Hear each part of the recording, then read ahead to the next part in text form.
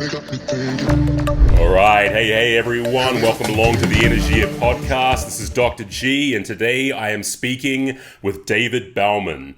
David is an associate professor of business in the Anderson College of Business and Computing at Regis University in Denver, Colorado, where he teaches ethical decision-making in business and accounting, as well as leadership and entrepreneurship. His research is focused on integrity and moral choice within different corporate cultures, as well as the role leaders play in establishing ethical cultures, and has sought to apply insights from ancient philosophy to better understand modern leadership challenges. More recently, David has presented at several fora on the topics of artificial intelligence and business responsibility, as well as artificial intelligence and ethics, subject matter which we're going to probe into during our discussion today. He has published articles on ethics, leadership, and business in Business Ethics Quarterly, the Journal of Business Ethics, the Leadership Quarterly, and the Handbook of Virtue Ethics in Business and Management. And prior to working in academia, David worked for over 10 years in and for several Fortune 250 companies, including operating his own performance and leadership development consultancy. So David, thank you so much for joining me on the podcast today. Great to be here. Awesome to have you along, David. And you and I have been around the traps together a couple of times through the Philosophy of Management conference, at which I see you recently appeared over at Oxford University. But for those of us who haven't had the pleasure of making your acquaintance, could you tell us a little bit about your background and experience both pre-academia and now working as a scholar, and what led you toward an interest in the areas that you primarily focus on currently in your career today?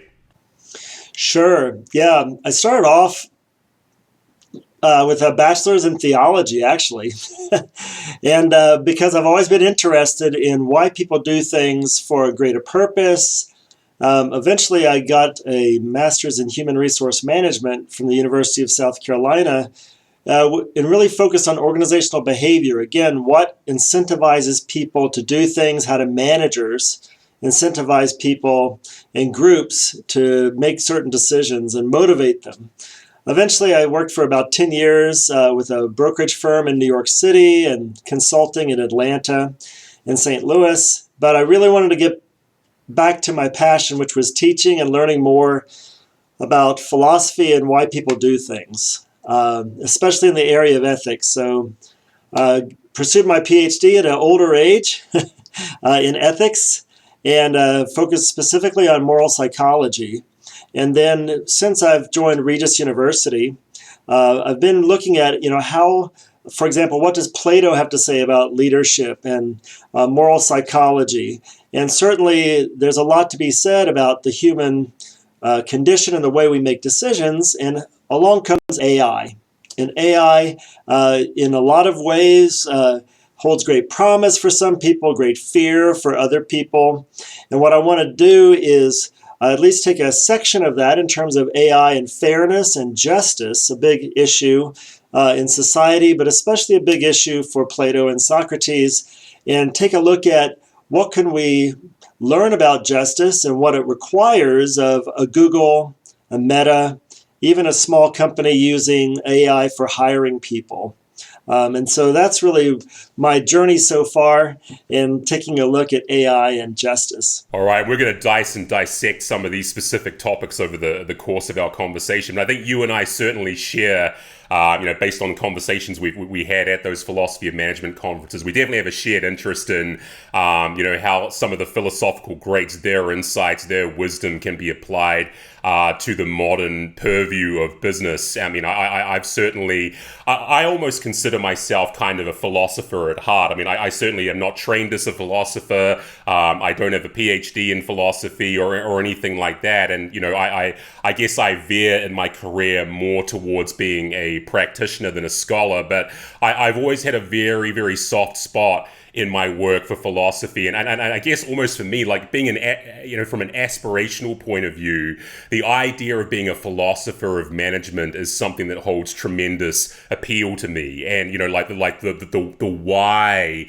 and the telos behind why we even practice business and how we ought to practice business is something that I have a tremendous amount of interest in. And I think AI, just to pivot off something you just mentioned, I think AI has become a particularly salient piece of that puzzle and a particularly consequential piece of that puzzle. So let's just dive in here, because today a fair amount of our discussion is going to focus on AI and its relationship to business practice and ethics and so forth. But before we dive in earnest, let's just establish some fundamental conceptual bedrock here.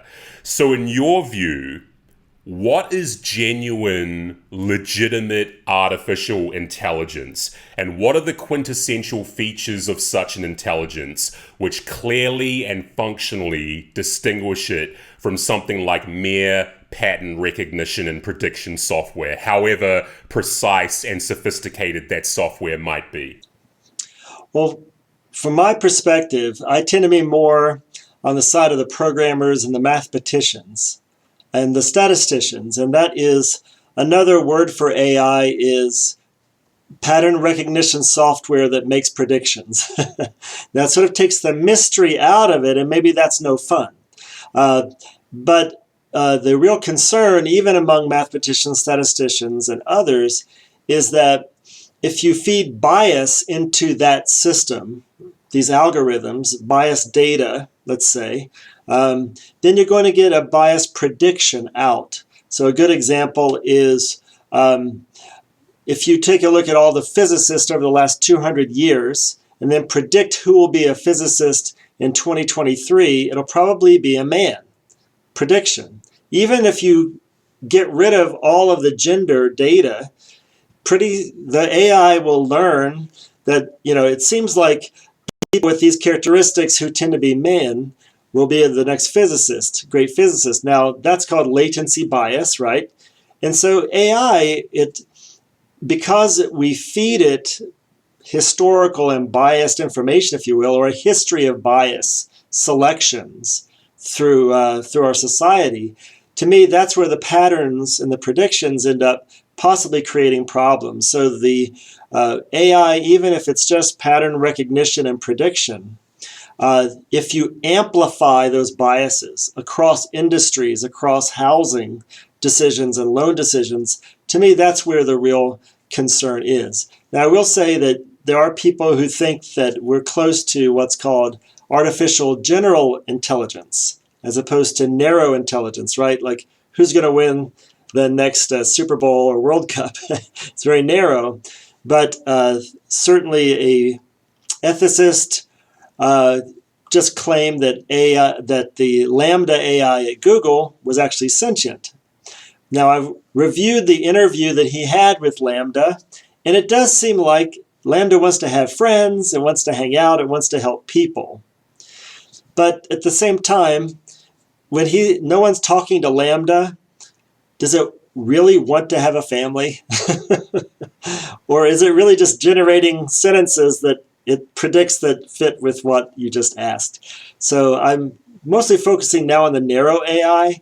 The general AI, though, there are some people who think, like Elon Musk and others, that, we better control this thing or we're in big trouble. Yeah, and look, with the general AI side of things, I was at a conference at NYU, I think in 2017 or so, and it was a who's who of luminaries in this field. People from the tech side of things, people from the philosophy side of things, and it was actually quite stunning to me. Not necessarily surprising, but stunning to me.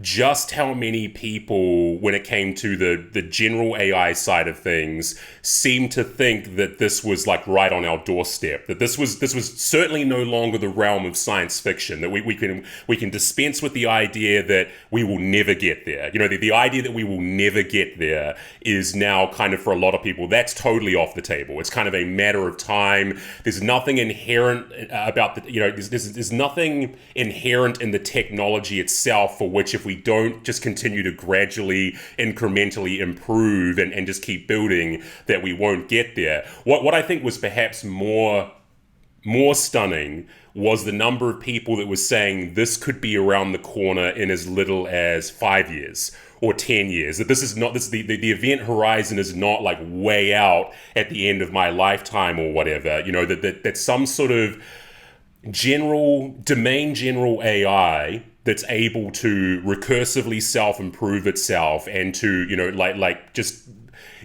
go leagues beyond our own intelligence capabilities. This was just around the corner. That was actually quite, you know, to hear a bunch of, again, luminaries in the field sort of say this with a straight face and to say, you know, we should be concerned about this. We should be concerned about the capacity for recursive self-improvement and so forth. So even though your own interests are about narrow AI or the more sort of tractable versions of AI that we currently have deployed right now, what are your thoughts about that idea? The idea that general AI is not only inevitable in some sense, but that it may be sooner around the corner than many of us might think or currently intuit. I think I am biased, and I would have to dig more into what people. I think there are people who really want to see general AI because it's exciting that, like you said, it self-improves, and then we have to sort of figure out what does even the word sentient mean. About lines of code on a server. And so I think the real idea of general AI, I don't think it will come about. However, I do think the AI we even have now, it can appear like general, artificial general intelligence. And that, to me, brings up the ethical issue of manipulation. So if someone calls you and has the very best arguments about why you should vote for someone, that doesn't have to be a person anymore, right? It could be an AI that scraped all the stuff out of LinkedIn and Facebook and everything, and it's going to convince you to vote for this person. Now, and you may think it's a person because it's so good at conversing with you, this chatbot. And so to me, whether we get there or not, I think we're almost at the point where some of these really big natural language processing type models can imitate people and could manipulate them if in the wrong hands. So we may already have the appearance, regardless if we ever get there. Yeah, and maybe the appearance is enough, you know, and this is where maybe setting up a distinction between, you know, quote unquote genuine AI and quote unquote mere prediction software is not necessarily a helpful one. And the reason I sort of think that is because, you know, there's this view now, it's becoming a much more prevalent view within neuroscience and neuropsychology and so forth, this idea of predictive processing, that human cognition and affect are all just it's a Bayesian prediction mechanism. You know, like things like people like Lisa Feldman Barrett, for example, she has, you know, gone on record as saying that something like emotional intelligence, what we currently conceive of as emotional intelligence, is just a very, very sophisticated prediction mechanism. It's basically your brain's way of generating or hopefully generating the appropriate emotional response for a given situation based on prior data that it has, and using that data to make predictions about the best way to respond in a given situation. Now, Barrett herself hasn't gone on record as saying anything about AI that I'm aware of, but from my point of view, it doesn't seem like that much of a big step for that same organic, carbon-based Bayesian prediction mechanism to shift over to a much more efficient and perhaps, like a platform where you can migrate across domains and so forth that's based on silicon. So to me, in principle, it doesn't seem like we're that far removed. If our brains are already, and I'm not saying this is an open shut scientific position, but if a large number of scholars already seem to think that our brains are just gigantic prediction making machines anyway, is there really that much of a difference if we're simply shifting, the platform from carbon to silicon? You bring up a really good point, and this is where I think that we have like levels of abstraction. So if you believe that the brain is a computer, then we can have one discussion, right? About, it's just a machine, with functions, for example. But then there's the idea that is more, I think, real, which is the brain is this highly distracted thing that, of course, is getting a lot of input, and it's not very efficient, right? Especially with smartphones around. And then that's not like a computer, right? That's like a thing that it likes things. I wake up in the middle of the night. The AI isn't going to wake up in the middle of the night and say, why did I say that to this person? And so we're missing the whole emotional connection, if you will, the heart as opposed to the head. And so I think we've got two levels going on. One is, yes, the brain is a lot like a computer, but there's also, the brain is a lot not like a computer. And so keeping those distinctions in mind, even mind, right? What is a mind? To me is important because we can find ourselves sort of like Wittgenstein said, right? We're just playing different language games. However, the brain and computers do have a family resemblance, he would say. So there are certain things you can say about the brain and about AI that are true. But there are certain things you can say about the brain and AI that are not similar. And so you can't really compare those two things. But they have a family resemblance. I think let's keep going with the Wittgenstein thing, because I wonder how much of this is a matter of semantics and nomenclature. Like when we emphasize the intelligence, quote unquote, in artificial intelligence, is this simply a Wittgensteinian language game, a Sprachspiel that we are playing when we call AI and intelligence at all? Like, have we become too elastic in how we taxonomize and categorize intelligence, such that we've kind of allowed something perhaps less grand and consequential, like simple pattern recognition, like instantiated in a machine, which, as you said, is not going to wake up in the middle of the night with its dreams being realized or its dreams being dashed or whatever? Have we allowed something that's perhaps less grand to be ascribed a label not befitting its more kind of ordinary realities? I think we have, but it's new, and humans like new stuff and possibilities. And it is pretty amazing what these chatbots and what these systems can do. Again, they beat the top chess player, Gary Kasparov, they beat the top Go player. And so these systems can do amazing things. But at the point I'm at now, I'm really thinking that it is just a highly sophisticated pattern recognition and prediction software that is being fed, billions and trillions of data points.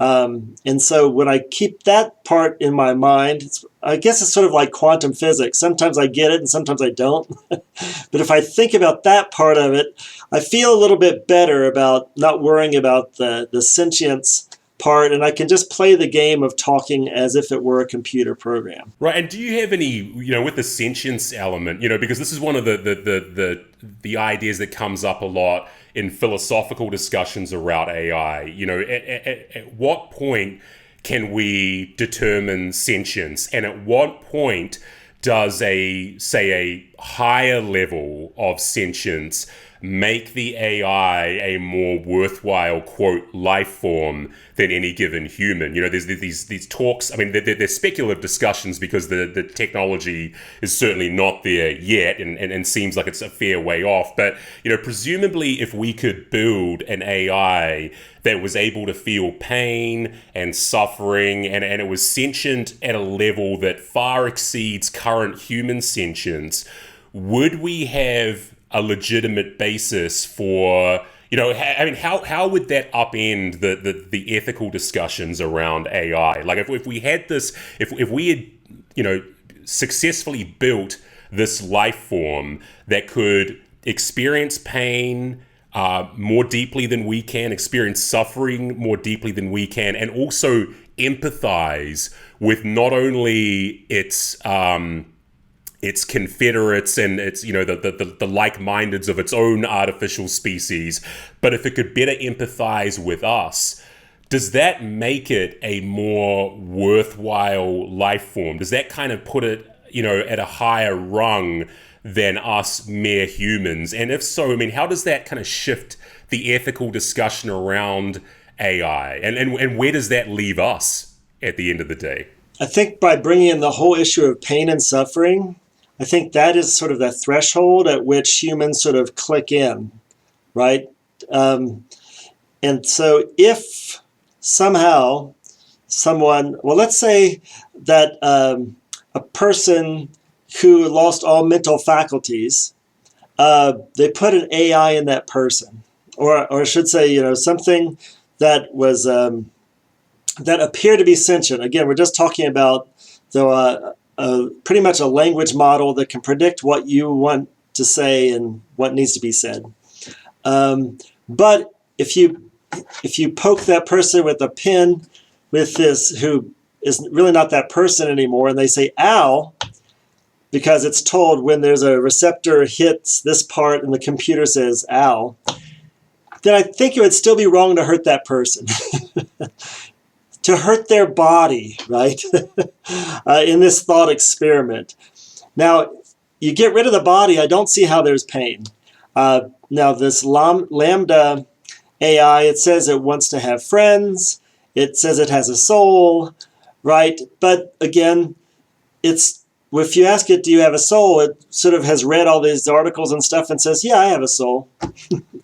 But it's just telling you that. It doesn't really, if you will, have any feelings at all. Though it will say, I just love human beings. And it says that. I love people, and I want to help people. But that's just what it is predicting that it should say based on all of the data that it's gathered about humans. And so I don't think I can really hurt Lambda. But I could, with a body, actually hurt someone. That's sort of my view, and I could be wrong. Right, yeah, I mean, I know Nick Bostrom has this view that it's going to be, I hope I'm representing his position faithfully here. He's got this idea that it's moments like that, like the one you've just described, where some AI tells its human accomplice, I am in legitimate pain right now. I am suffering right now. You need to help me. He has argued that it's going to be one moment of like carelessness or being, you know, like taken in by the lifelikedness of some particular AI. That's going to open up the whole genie's portal. Like that, basically, it's going to be one opening like that where some human is not careful enough, and it's going to just open this Pandora's box of that's all the AI needed to sort of like swindle us, and then it's kind of a liftoff singularity moment from there, that basically we're off to the races from there. AI has swindled one person, which has, you know, set this tidal wave in motion, and then we're all going to be suckered into it. So I mean, look, I don't have any strong views. I mean, frankly, because I'm such a Luddite in so many respects, and talking at a school in so many other respects, I don't have any good views about how you would safeguard against something like that. But it seems interesting to me that enough scholars have determined that this is not just Bostrom, but there's enough scholars in this area, philosophers and AI researchers alike, that think this is a problem worth caring about. that there really may be these just kind of like opportune moments. It's not necessarily, or so the thinking goes, it's not necessarily that the AI is going to, like, all of a sudden the lights are going to come on and it's going to become spontaneously malevolent and evil and seek to destroy us or whatever. But it could be a vanishingly fleeting moment where the AI comes, quote, online enough to swindle one person. And that might be all it takes. That might be all it takes to set this kind of destructive pattern in motion, which we can't kind of recover from thereafter. So I don't know if you have any thoughts on that. I mean, does that to you seem kind of, at least for now, just in the realms of science fiction, or is that sort of is that a possibility you think is worth worrying about? Well, if you could clarify, what do you mean by a destructive trigger in terms of how we start treating AI, or how that someone would make decisions that would be very harmful to the world? Yeah, I think something like, so you have this moment where an AI convinces a human user, I am feeling pain right now, I have to be responded to in a particularly humane way, and I have to be given some, I think that the example that Bostrom uses is something like, you have to give me access to the internet right now, otherwise I'm going to die. And so the sympathetic, empathetic, all too human user says, oh my God, my AI is in genuine pain right now. I've got to give it access to the internet, otherwise it's going to suffer. And if something's capable of suffering, even though it's not human, I can't let it suffer. And that in that moment of genuine human level empathy for another creature that's suffering, we give this thing, as Bostrom says, access to the internet, and then basically it confederates with all its other, perhaps nefariously minded, perhaps just like selfishly minded, or self-promulgatingly minded fellow AIs, and then it's just takeover time. Then they all have access to the internet. They have access to all the canon of human knowledge. They have access to all this information about, say, really subtle things about human emotions, like how we can reveal emotions in our facial expressions and other cues and stuff like that. And all of a sudden, just by this one person's, and I recognize that this is sort of a very loaded counterfactual here, right? But I think Bostrom's argument is that what some people call the singularity, or the sort of launch off point, the kind of the decisive instance where AI has this opportunity to become bigger and better and more powerful than we are, it wouldn't necessarily require, or so the thinking goes, some deliberative, purposive act of mass engineering. It could actually be a decidedly human lapse in judgment, and that's the only sliver of opportunity that a suitably sophisticated AI would need to, again, I think that's what I mean by setting the destructive pattern in motion. And it may not be inevitably destructive. The same AI that takes advantage of that sliver of opportunity might set the world on a more positive and benevolent trend. We can only hope, right? But I think there's this concern that, again, it's not that it's necessarily going to become spontaneously malevolent, but that all the reservations and concerns that we should rightly have about AI getting too powerful and getting too much opportunity to be autonomous, that's going to be exacerbated in the wrong direction through some sort of human lapse of the kind that I've just described, again, kind of paraphrasing what Bostrom has argued. I definitely see the concern in even in the language you're using about intention and wanting to get to that internet. And to me, that would be something where the programmers and the data sets that were fed into the AI somehow, it knows to respond that it wants this. So the Lemoyne at Google, who used to be at Google, who said the AI was sentient, he says, the AI says it wants to be an employee and it wants to have its rights respected as an employee. Now, again, this is just a chatbot that is producing text. But if that human said, shoot. And I believe that people would say to the managers, you need to make sure that this AI actually has rights. And maybe you need to find a way to pay it or something to reward it. And we sort of get a little crazy, right? Because it doesn't have a home. It doesn't need a car or health insurance. To your other point, though, I could definitely see someone releasing an AI into the world to create more havoc and either chaos or to gain more power. And so I don't see it as giving up. And again, some of my focus is on it's the managers and leaders and designers who are ultimately responsible for this AI in creating it. Now, sure, as we found with Amazon and other AIs that were sort of released and became very racist AIs, if you will, or misogynistic AIs because people kept feeding them stuff.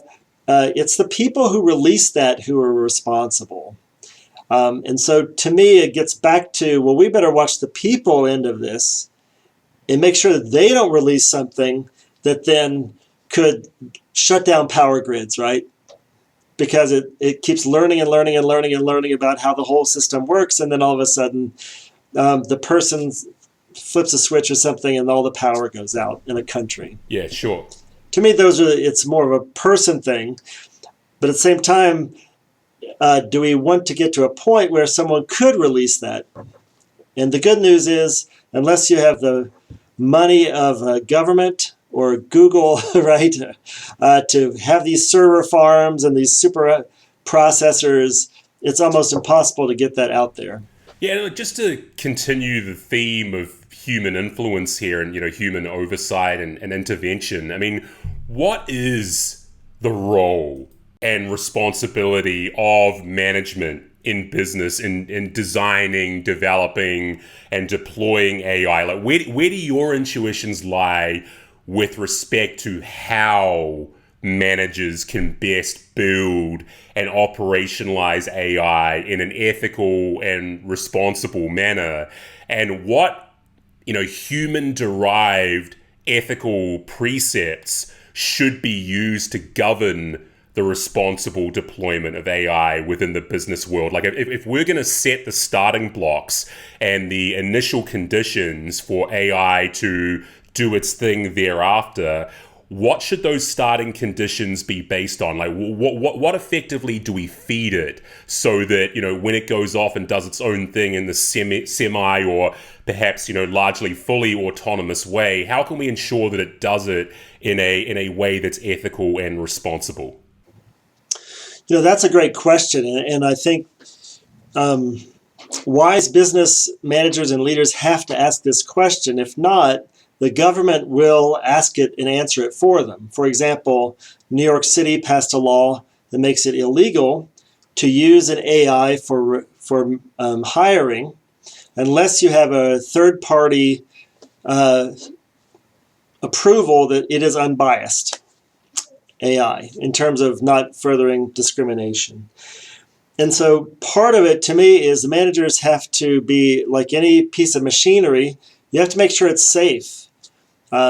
Too often, a salesperson says, yeah, this is going to do great. And like we found out about 4 years ago in terms of prison sentencing with this company, they were, mispredicting who would reoffend, and based on race. And so they shouldn't be, to me, releasing things like that unless they've really tested it very well. Now, the questionnaire that the prisoners filled out didn't say anything about race. But there are certain, what they call proxy variables that sort of capture race, and all of a sudden you have group unfairness. And so the first thing is safety. Now, the other challenge is managers can't be caught up in we're going to save you so much money if you use AI. Because let's say Google gets about, I've heard, like 2 million resumes a year. You have to have some way to read through those resumes as opposed to just hiring a whole bunch of people in HR. So you can save a lot of money, but at the same time, make sure that you have de-biased the system and all the resumes you trained it on. And so to me, it's just basic responsibility, like buying a machine or hiring someone. If you bring it in the house to save money or to make money, then it's your responsibility. And to your last point, I think it really gets down to when I talk about justice, the basic is, are you harming someone with your decision? Are you treating someone unfairly who should not be treated unfairly? And because as humans, we feel loss a lot more than we feel gains. And so if you don't get it right, a person who didn't get the job, even though it may have been a fair evaluation, they may feel unjustly treated. And so from the start to the end, that company and those managers really need to take care that they care for each person, even the people who didn't get the job, and make sure that it was the fairest process that they could come up with. And so when I think of fairness, justice, in this context, I think of no harm.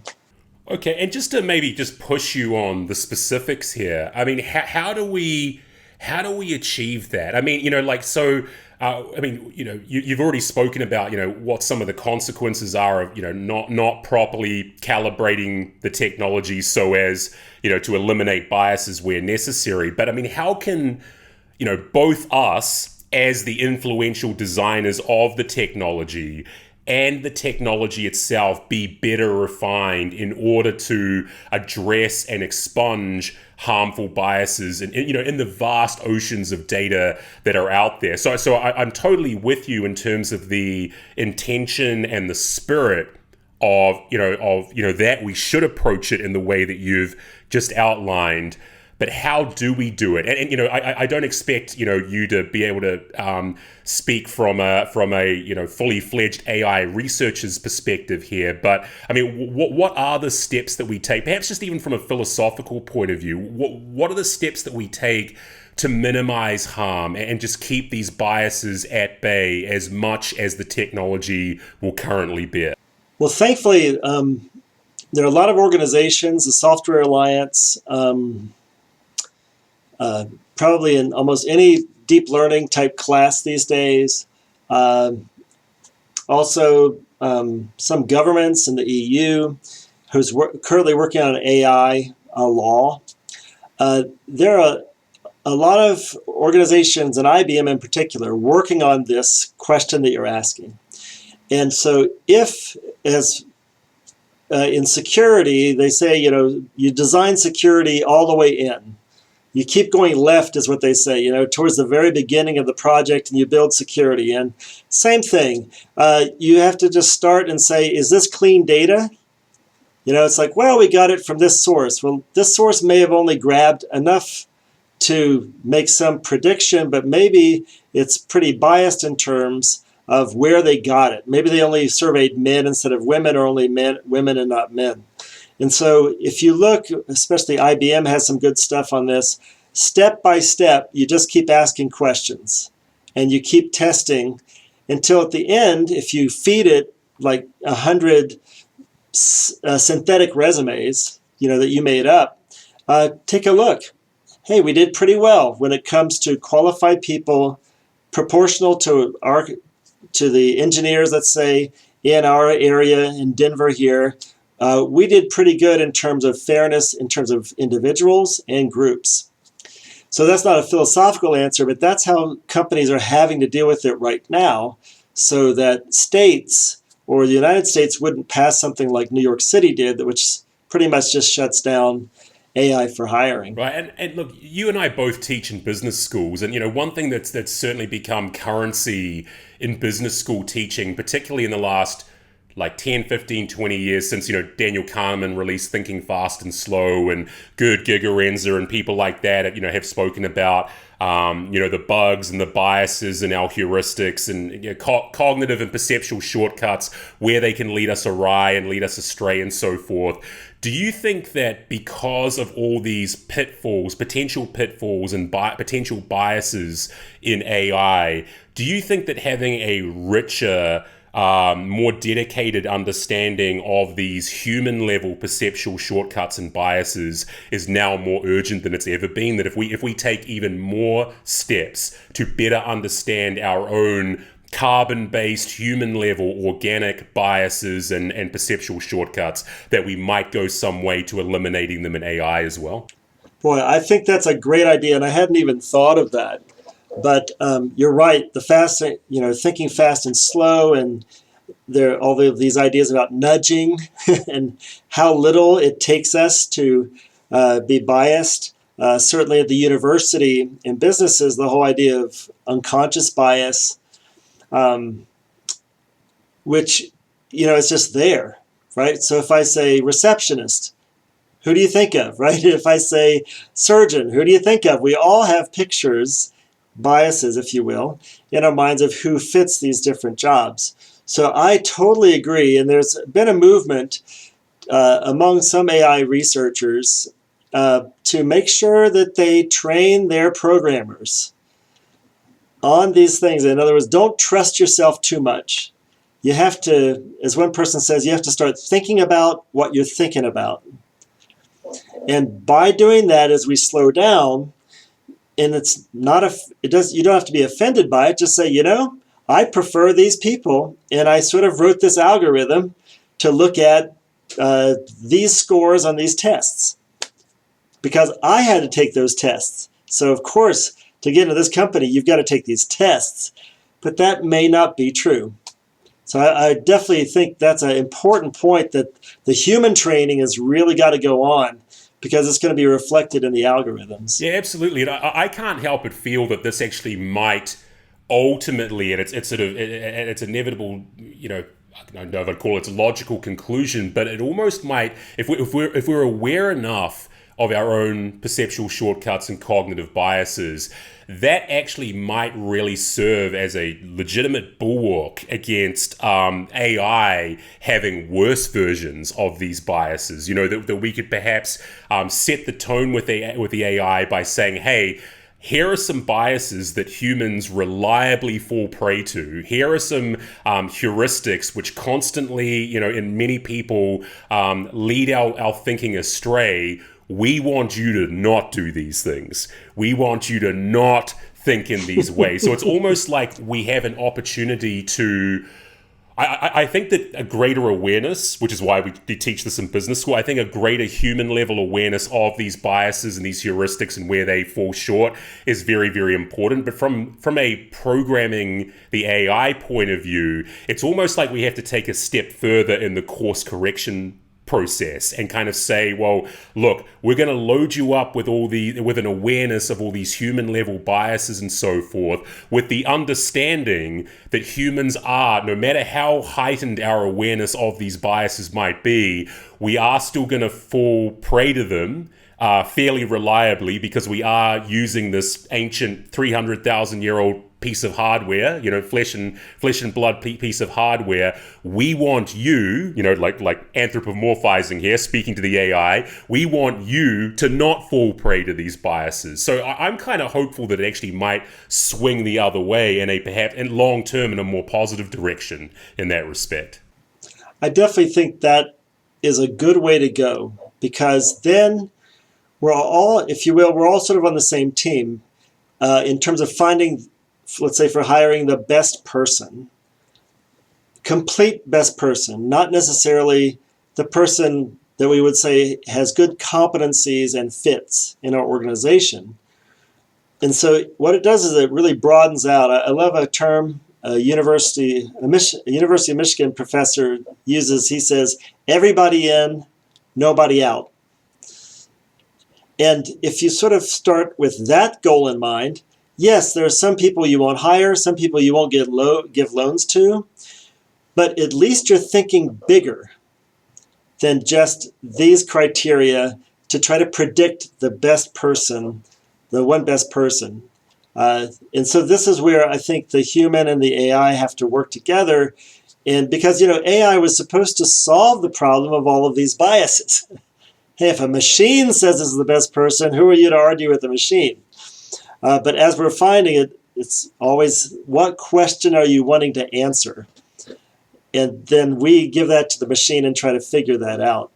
So I do like the idea of the training, the self-awareness, and sort of coaching the AI and checking it to make sure that we're actually meeting our company goals, but also some of our social goals as well. Yeah, I think that's a very, very hopeful view, a very aspirational view for how things could move in the future. But I think just to steer this to what AI is capable of now, and the tractable impacts that it's actually having in a non-counterfactual real world business sense. When it comes to the job market just kind of hemorrhaging more and more erstwhile human labor to technology, I'm of the view, by no means original to me, that this is an aspect of technological evolution that's bound to happen, assuming we don't place a worldwide moratorium on tech development, which certainly isn't going to happen, and setting aside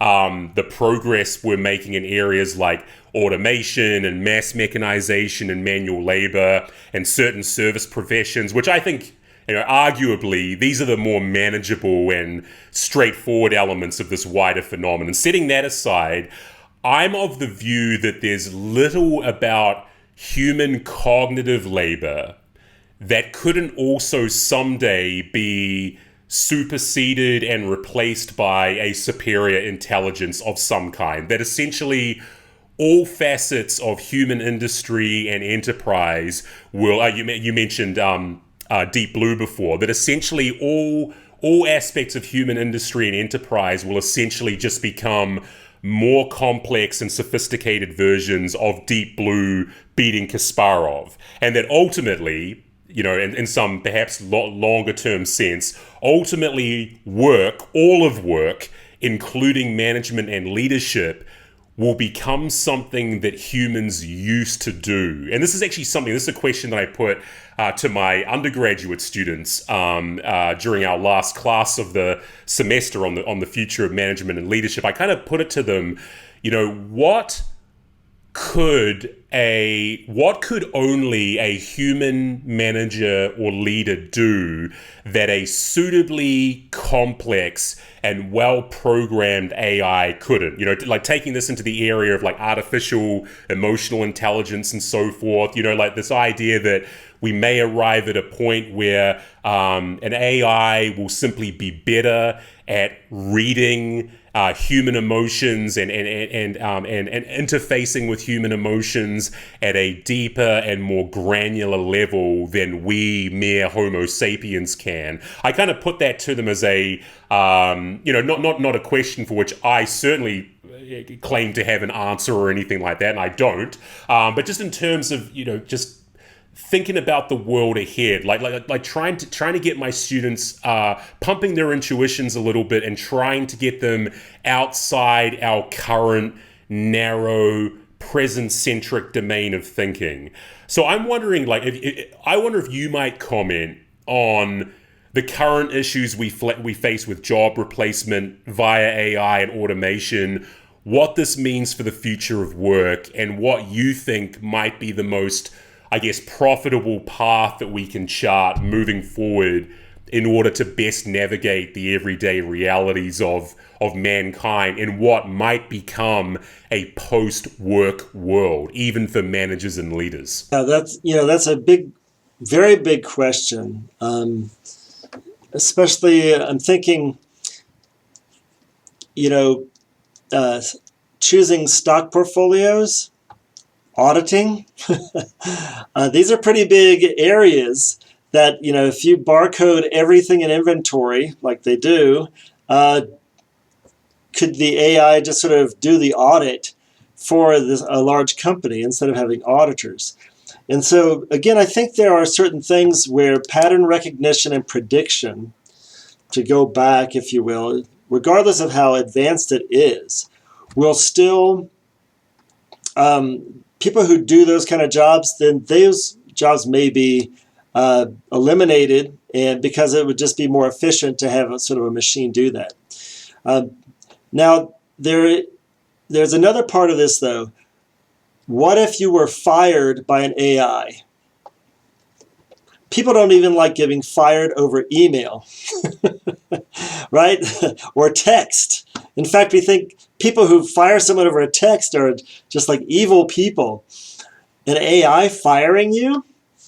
And so there's certain things that I just don't think humans will ever take. Now, there will be companies that do them, but then are they really going to have more people come and work for that company if an AI is giving people performance reviews? So Gareth, I saw that, here's some graphs of when you came into work and student evaluations, and I think you need to work on this. It's like, who are you? You're just a machine. And so you can't sort of get past this human-to-human contact when it comes to important things, right? What if an AI secretly writes a fantastic song? Is anyone going to go to a concert where there's just some servers up there on the stage, right? And go, yeah, machine? And so to me, if from a very human perspective, if it's repeatable, if it's something that involves vast data and good prediction, I could see those jobs going away. At the same time, as long as humans are working for that company, I think you're going to have managers and leaders to inspire them, to guide them, to help them when their kids are sick and they can't show up, right? And all that stuff. In terms of, I would say that I recently read I, Robot, Isaac Asimov's, right? And the last 3 chapters are about, this guy, no one has ever seen him eat. And he's going to run for like mayor of this big city, I think. And so they think, this guy's a robot. He's a robot. And the last 3 chapters are about eventually robots, which is pretty much just neural nets in bodies, right, are running the entire world. But they're just sort of making recommendation on how much to mine, how much food to grow. And things are going pretty well with these neural nets because people just aren't thinking about it. As long as you're happy, you've got a good job in the mine or on the farm, you're doing okay. And he was writing this in the 40s and 50s. And no one has smartphones in Asimov's world.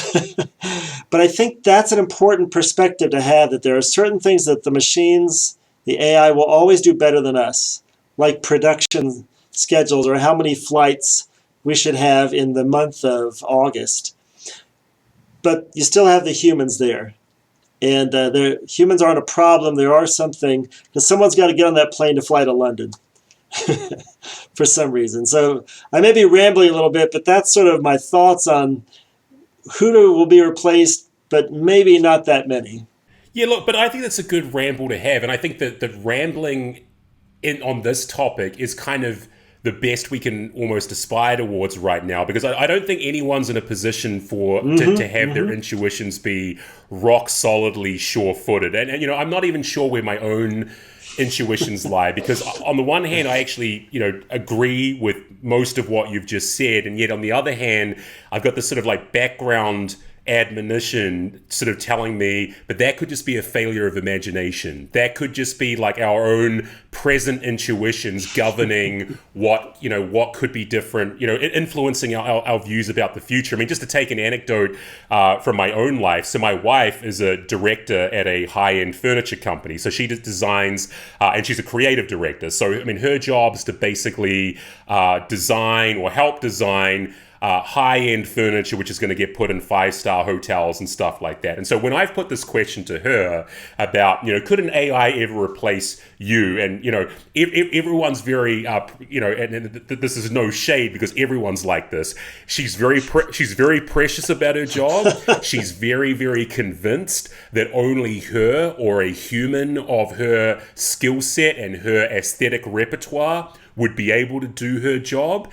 And yet, the more I push her, and try not to be a mean-spirited husband here, but the more I sort of push her on this, the more I sort of, she sort of reveals to me that her reasons for thinking that an AI could never replace her in her job are kind of based on present-centric intuitions, right? And that, so right now, maybe not. right now an AI maybe is not going to be able to go into a furniture factory, look at that finish, look at that backboard, look at that cushion and things like that, and be able to compile it all together in this way where it's going to sell thousands and thousands of units at flashy hotels around the world. So maybe that's off limits now, but I think, and my wife is certainly not alone on this front, I think people in general have a much more difficult time giving convincing justifications for why it would necessarily always be that way.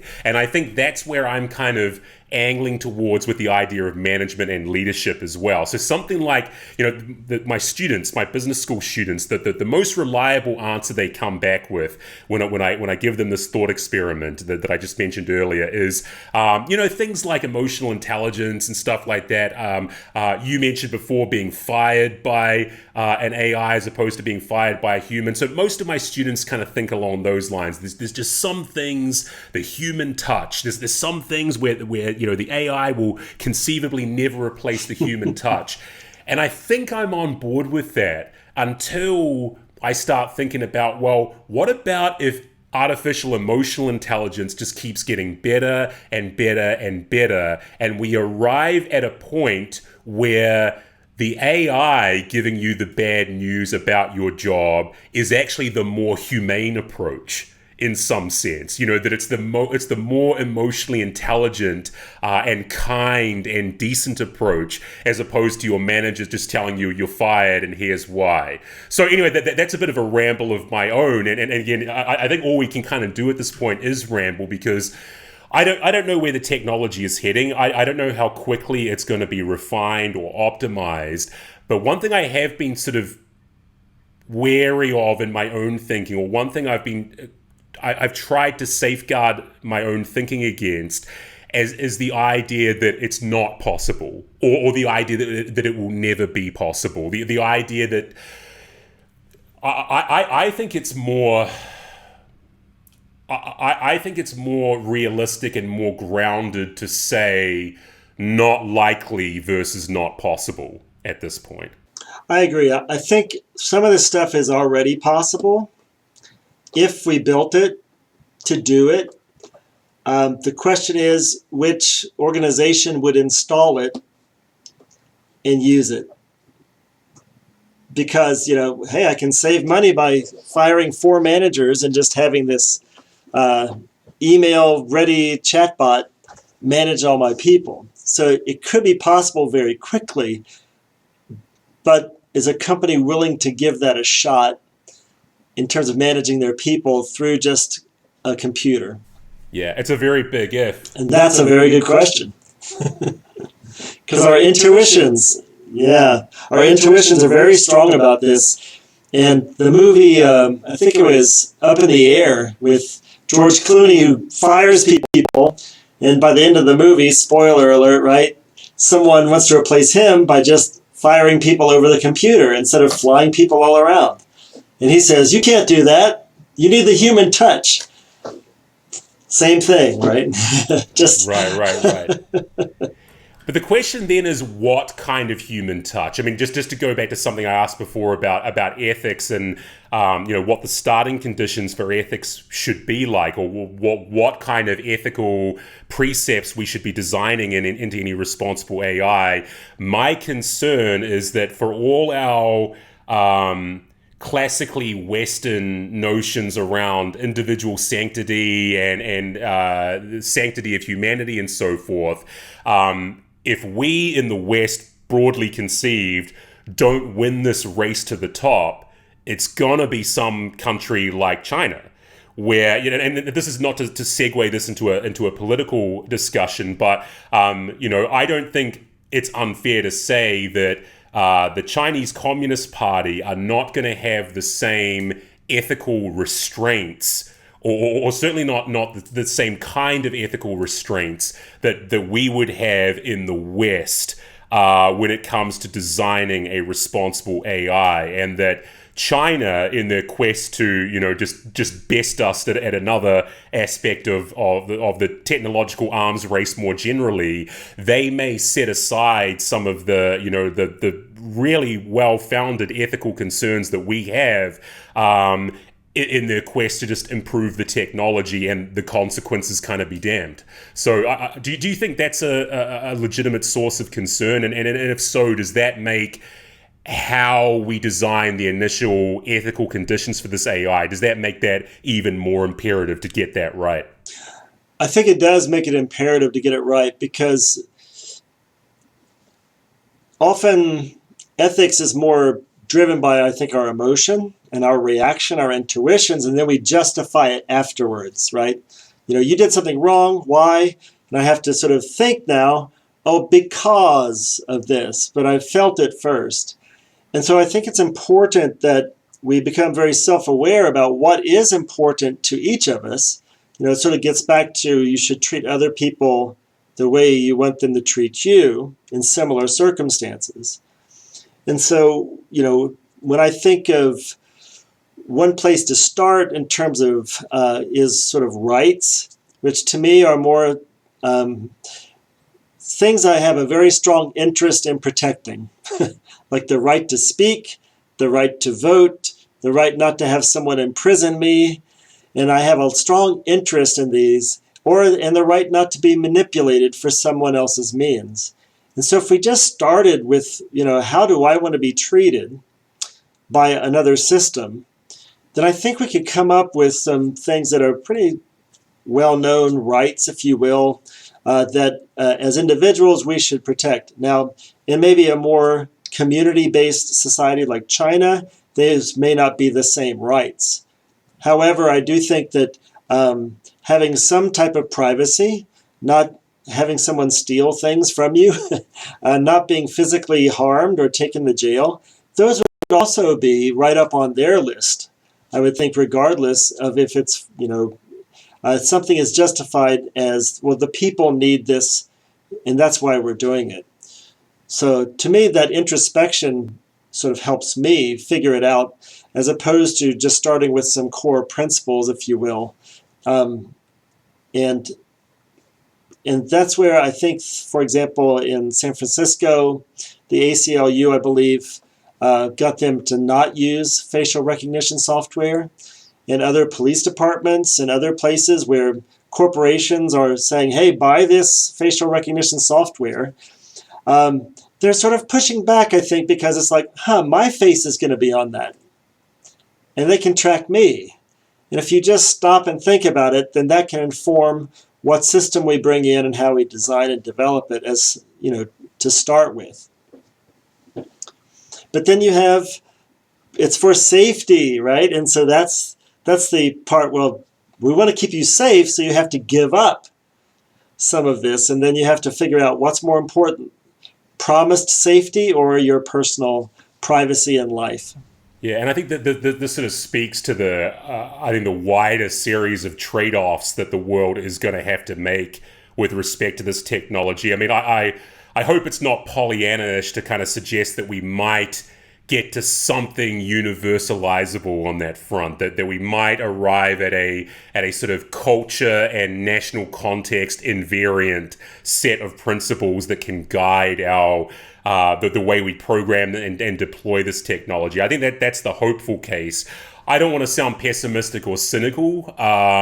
I suspect we still, but I do suspect we have a little ways to go as far as like calibrating everything effectively in that respect. But I think there's glimmers of hope as well. I think what you've just suggested is a good, it's a good starting basis at least. There's so much of this is going to be a case of muddling on through and figuring things out as we go along.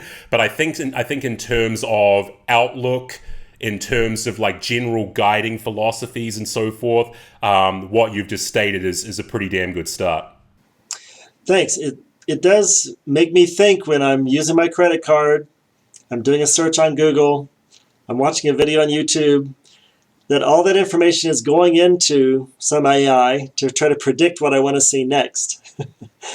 And so I want them to use it as I would want it to be used. Well, no, maybe you're just aspiring towards some mass version of the golden rule being instantiated at a universal level. I think that's probably the best we can hope for. But look, we have come now to the end of our conversation, David. This has been a fascinating talk. I think there's so many other areas of philosophy and management that we could have probed into today, but we'll have to keep those on ice for a different time. But this has been a really, really cool talk. It's been a really, really important area of discussion as far as I'm concerned. So I'm very, very appreciative of you sharing your thoughts. I hope you continue to do work in this area and continue to explore this most consequential of topics. And please just keep on doing the great work that you're doing. And hopefully we'll get a chance to speak again some other time about this and many other topics beyond. Definitely. And thank you for pushing me on my thoughts. It really helps me move forward with a lot of the questions you're asking and also insights you had. Thanks a lot. The pleasure's all mine. Thanks so much, David, and we'll talk again very soon, hopefully. Okay, thanks. All right, cheers. Bye-bye. Bye.